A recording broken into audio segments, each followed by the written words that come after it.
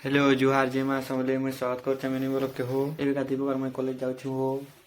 सो साथे स्टूडेंट मैं कॉलेज गला बाटे बोरगा ब्रिज पड़सी हो देखो हमर बोरगा ब्रिज याडू की के चो कमेंट करबो हो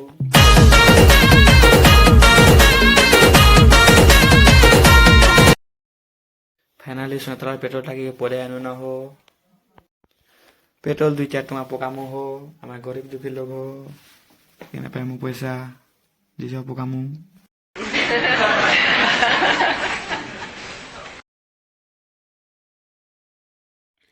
फाइनली पेट्रोल पके सारला बाद आमे बाहरनु कॉलेज के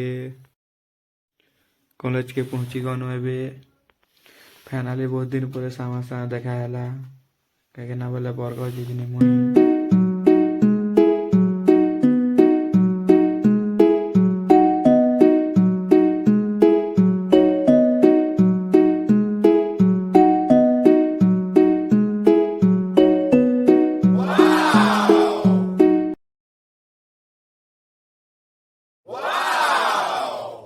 ସାଙ୍ଗ ମୋ ସାଙ୍ଗେ କଥାବାର୍ତ୍ତା ହେଇସାରିଲା ପରେ ଆମେ ପଳେଇ ଆଇନୁ କ୍ଲାସ୍କେ